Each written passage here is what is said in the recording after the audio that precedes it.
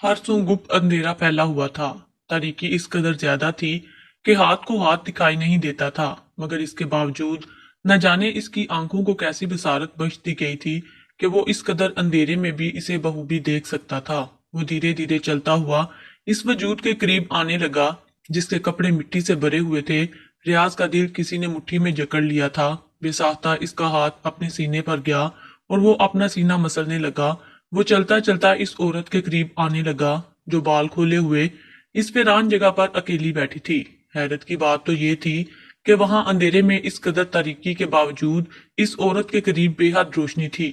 वो बेसाख्ता इस औरत की जानिब देखने लगा और फिर जब मजीद करीब हुआ तो इसका वजूद कांप उठा क्योंकि वो अपनी टांगे कब्र में लटका कर बैठी थी। ये मंजर देखकर दिल कांप उठा और वो झटका खाकर पीछे जा गिरा। वो चीख कर गिरा तो जो मंजर इसे दिखाई दिया वो देखकर इसका दिल हलक को आने लगा। इसकी माँ वहां आई थी और अपनी लाठी से इस औरत को कब्र की जानब धकेलने लगी थी। वो रोते हुए कहने लगी, अम्मा मुझे मत मारो, मैं मरना नहीं चाहती, तुम मेरे रियाज को बुलवाओ, मैं बहुत तकलीफ में हूँ, बस आखिरी बार इससे मिलना चाहती हूँ। मगर इसकी माँ तो इस कदर सपाक दिल थी कि लाठी से झटक कर इसकी बीवी रुबीना को कब्रनुमा गहरी खाई में गिरा दिया। रुबीना की चीख इसके कानों में गूंजी थी। वो चिल्लाकर रुबीना को आवाज देता उठ बैठा। इसकी चीख फलक शिगाफ थी। वो लंबे लंबे सांस लेता खुद को देखने लगा। खुदा का शुक्र था कि ये सिर्फ एक ख्वाब था। इसने कई बार इस बात का शुक्र अदा किया और फिर गहरे गहरे सांस लेता मोबाइल उठाकर पाकिस्तान कॉल मिलाने लगा। इसे डर लगने लगा था। पूरा वजूद पसीने से शराबूर था। यकीनन कुछ ना कुछ तो गलत जरूर इसकी बीवी के साथ हुआ होगा, तभी कई रोज से इसे ये ख्वाब बार बार आ रहे थे। आज तो हद ही हो गई थी। इसके रोंगटे खड़े हो चुके थे। इसने फौरन घर कॉल की मगर नंबर बंद मिलता रहा। बार बार कॉल काट दी जाती। ये आज नहीं बल्कि पिछले एक हफ्ते से हो रहा था। ना ही इसकी बात रुबीना से हुई थी और ना ही माँ से। आखिरी बार जब इसने माँ से बात की थी तो यही कहा था कि मेरी रुबीना से बात करवाएं, मगर माँ ने फौरन बात काट कर कहा कि वो तो बच्चियों के साथ लगी है, बस नोटू में खेलती रहती है, इसे अब कहाँ तेरी परवाह रही है। बस मैं ही हूँ तेरी यहाँ जिसको तेरी कदर है। तेरे बीवी बच्चे तो बस पैसों के ही भूखे हैं। रियाज माँ की तबीयत से वाकिफ था। इसका दिल बेहद बेचैन था। इसने फैसला कर लिया कि वो एक बार तो जरूर पाकिस्तान जाएगा। वापिस आने में भी इसको एक हफ्ता लग गया। जब पाकिस्तान पहुंचा और अचानक घर आया तो जो मंजर देखा वो देखकर इसके पैरों के नीचे से जमीन निकल गई। यहाँ तो इसकी बीवी, ए मनहूस मारी, तुझे तेरी माँ ने यह भी सिखा कर नहीं भेजा कि जब मर्द घर से बाहर रोजी कमाने के लिए जाए रो रो कर नहुसत फैलाकर इसको रुखसत नहीं करते बल्कि दुआओं के साय में हैर मांग कर रुखसत करते हैं। नजमा खातून लाठी टेकती हुई दरवाजे तक आई थी। जब इसकी नजर अपनी बहू पर पड़ी तो फौरन माथे पर बल पड़ के वो एक बार फिर रो रही थी। फौरन अपने शोहर रियाज का हाथ छोड़कर दुपट्टे के कोने से आंसू साफ करने लगी, मगर तब तक इसकी सास नजमा ने इसके टहने पर लाठी मार ही दी थी। रियाज माँ को फौरन मना करता रह गया और अपने कंधे से सिरकता हुआ बैग ठीक रखते हुए कहने लगा, अच्छा ना अम्मा, क्या आज भी तुम मुझे ऐसे रुखसत करोगी? तेरा बेटा न जाने कब वापस आए और बजाय बेटे से मिलने के उल्टा डांट डपट कर रही हो। नजमा ने बेटे के मुंह से ये सुना तो फौरन बेटे के गले लग गई और कहने लगी, ना मेरा पुत्र, तू तो मेरी जिन मेरी जान है। खुदा तुझे अपनी अमान में रखे और तेरी हिफाजत करे। वहां जाकर अपनी माँ को भूल ना जाना। याद रखना पीछे कोई और हो ना हो मगर तेरी माँ जरूर मौजूद है तुझे दुआ देने के लिए। ये बात इसने बहू रुबीना को सुनाने के लिए कही थी। तभी रियाज की तीनों बेटियां पापा पापा कहकर अपने अब्बू से लिपटने लगी तो अगले ही पल दादी ने झिटक कर इन्हें बाप से अलग कर दिया और कहने लगी कि बस बस बच्चियों, तुम्हारा बाप लेट हो रहा है, इसे वक्त पर जहाज भी तो पकड़ना है। कहीं इसके बगैर ही जहाज उड़ गया तो ये बेचारा कहाँ इंतजार करता फिरेगा। बूढ़ी इतनी ज्यादा इल्म ना रखती थी, इसलिए जितना समझ आया इतना बोल गई। रियाज ने एक आखिरी नजर अपनी बीवी और बच्चों पर डाली थी और बस एक गहरी सांस हाज करके आंखों ही आंखों में बीवी को कई दिलासे देकर घर से निकल गया। बीवी बच्चों की खातिर ही तो इसने बैरून मुल्क जाने का फैसला किया था। यहाँ रहकर तो वो खर्चे बिल्कुल भी पूरे नहीं कर पा रहा था। ऊपर से तीन तीन बच्चियों का बाप था। कल को इनका जहेज बनाना था, इन्हें रुखसत करना था। इसी सोच के तहत वो बाहर कमाने के लिए चला गया। यूं ही रियाज बैरून मुल्क पहुंचा तो घर में मौजूद बड़ी बी का रवैया भी बदलना शुरू हो गया। वो तो पहले भी पोतियों से शदीद नफरत करती थी, बस बेटे के सामने पोतियों से नरमी से पेश आ जाती, वरना इसका बस चलता तो इनको कच्चा ही चबा जाती। वहां पहुंचकर रियाज ने फोन किया तो नजमा खुद ही बेटे से हाल अहवाल पूछती रही। इसके बच्चे और बीवी इसी इंतजार में खड़े रह गए थे कि कब इनकी दादी इन्हें फोन देगी और वो रियाज की आवाज सुनेंगे, मगर सास खुद ही बात करके फोन रख दिया करती थी। एक रोज रुबीना बर्तन धो रही थी, इसके जहन में बार बार रियाज का चेहरा ही घूम रहा था। वो कुछ दिनों से रियाज को याद करके बहुत अफसुर्दा थी। सास ने इसकी जिंदगी जीना हराम कर दी थी, बात बात पर इसे टोकती और डांटती रहती। बस एक ही जुमला इन्होंने अपना रखा था कि तुझे तेरी माँ ने कुछ भी सिखाकर नहीं भेजा, या फिर कहती जाकर कब्र में अपनी माँ से जाकर पूछ, वो तुझे सब कुछ सिखाती है। न जाने कैसी लड़की को मैं बहू बनाकर इस घर में ले आई। इस जैसे कई ताने और जलालत सुनती रहा करती थी, मगर इसके बावजूद सब्र के घूंट पीकर वो खामोशी से इसकी हर बात सुन लिया करती थी, क्योंकि इसके शोहर रियाज ने इसे ये समझाया हुआ था। वो इसे समझा कर गया था कि माँ जो बात भी करे खामोशी से सुनकर दूसरे कान से निकाल देना। मैं नहीं चाहता कि मेरे जाने के बाद तुम्हारी और माँ की लड़ाई होती फिरे और तुम दोनों लड़ो। मगर शायद इसकी सास का तो बस ही नहीं चल रहा था। वो जरा जरा सी गलती पर रुबीना का मुंह नोच डाले। वो ये सब बातें सोचते हुए बर्तन धो रही थी कि अचानक इसके दिमाग में शदीद दर्द की टेसें उठने लगी। दर्द इतना शदीद था कि इसका पूरा वजूद कपा कर रह गया और तभी हर सू सुकूत महसूस होने लगा। इसके कानों में सीटियां बजने लगीं। इसी पल खून की एक धार इसकी नाक से निकलकर बर्तनों पर गिरी। रुबीना जो बर्तन धो रही थी, अपने नाक से बहता खून बर्तन और हाथों पर गिरता देखा तो परेशान सी हो गई। इसे खौफ सा महसूस होने लगा था। फौरन हाथ पूंछे और नाक के आगे दुपट्टा रखते हुए भागकर सास के करीब आई।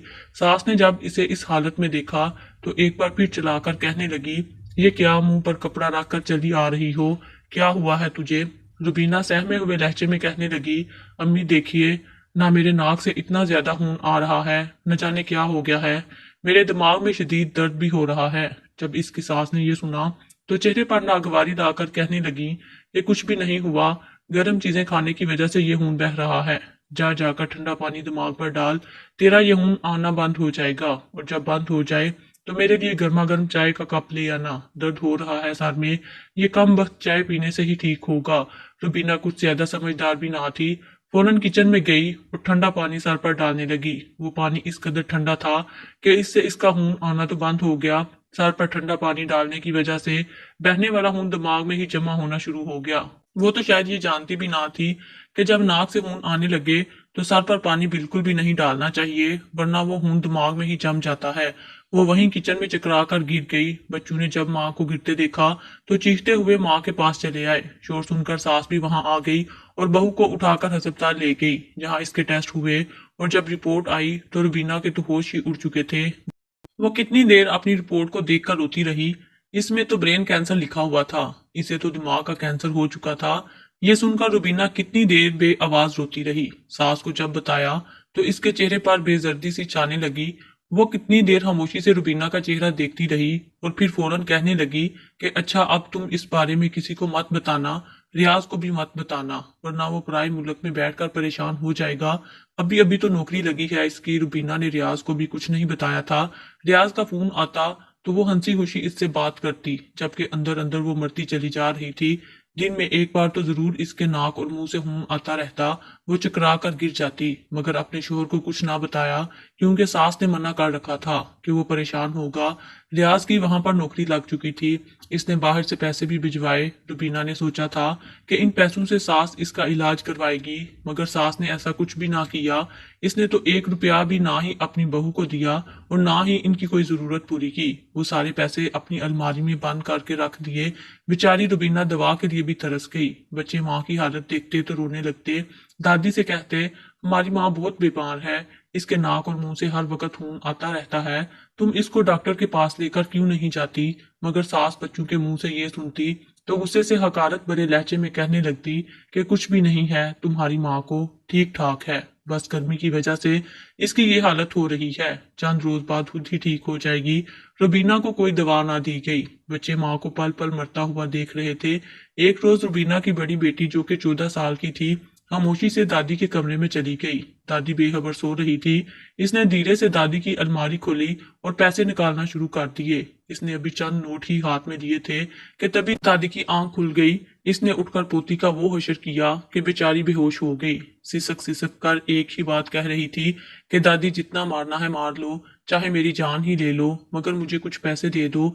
मेरी माँ बहुत बीमार है, वो मर जाएगी। नजमा गुस्से से अपनी लाठी पोती के सर में मारकर कहने लगी, मरती है तो मर जाए, मेरी तो जान छूटेगी इस मनहूस से। कम से कम इसकी शक्ल तो नहीं देखना पड़ेगी। मैं तो सुबह शाम यही दुआ करती हूँ कि कल की मरती आज मर जाए। माँ के खिलाफ बच्चियों ने ये बात सुनी तो बेतहाशा रोने लगी। रोते हुए कमरे में चली आई जहां माँ सो रही थी। तीनों बच्चियां सिसकते हुए अपनी माँ के गले लग गईं और सिसक सिसक कर बाप को पुकारने लगी। न जाने रात के किस पहर इनकी आंख लग गई और वो सो गई। सुबह इनकी आंख दादी के शोर से खुली, जो लाठी जोर जोर से दरवाजे पर मारकर रुबीना को उठा रही थी। कहने लगी कि ऐ रुबीना, तुझ में कोई शर्म हया है कि नहीं? इस वक्त तक कौन औरत सोई रहती है? उठकर मुझे नाश्ता बना कर दे, वरना अच्छा नहीं होगा। अभी वो ये बातें कर रही थी कि तभी बच्चियों की चीखें बुलंद होने लगी। नजमा भागकर कमरे में गई तो जो मंजर देखा वो देखकर इसके पैरों के नीचे से जमीन निकल गई। इसकी बहू के नाक और मुंह से खून बहकर पूरे चेहरे, यहाँ तक के तकिए पर भी सूखा हुआ था। रुबीना वफात पा चुकी थी। वो रात को सोई तो सुबह ना उठी। बच्चे माँ को जगाते रह गए, मगर वो तो अल्लाह को प्यारी हो चुकी थी। बच्चियां माँ की नागहानी मौत पर दाने मार मार कर इस कदर रो रही थीं कि बेहोश हो जाती। बार बार रोते हुए दादी से कहती कि हमारे अब्बा को बुलाओ, इन्हें बताओ कि माँ मर गई है। मगर नजमा ने रियाज को कुछ भी ना बताया।